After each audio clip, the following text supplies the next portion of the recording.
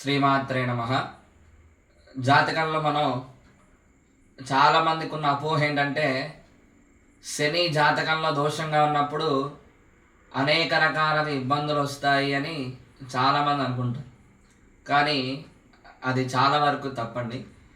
అది శని కొన్ని రాసుల వాళ్ళకి మాత్రమే ఇబ్బంది పెడతాడు.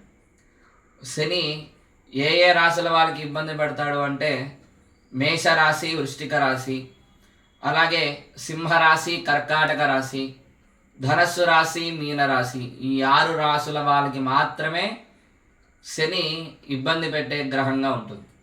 అలాగే శని ఎంతవరకైతే జాతకంలో దోషంగా ఉన్నప్పుడు ఇబ్బంది పెడతాడో, గురుడు కూడా మన జాతకంలో దోషంగా ఉన్నప్పుడు అలానే ఇబ్బంది పెడతాడు కొన్ని రాశుల వాళ్ళకి మాత్రం.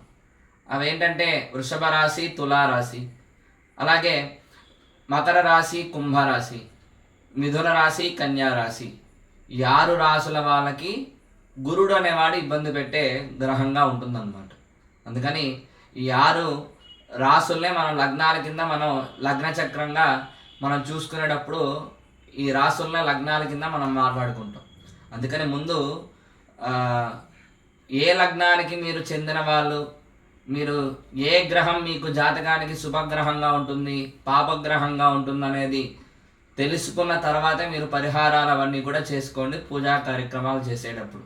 ఎందుకంటే చాలామంది కనీసం మినిమం మీ జాతకానికి ఏంటి శుభగ్రహం ఏది పాపగ్రహమో తెలియకుండా ఎన్నెన్ని పూజా కార్యక్రమాలు చేసినా సరే అవి నిష్ఫలంగానే ఉంటాయన్నమాట.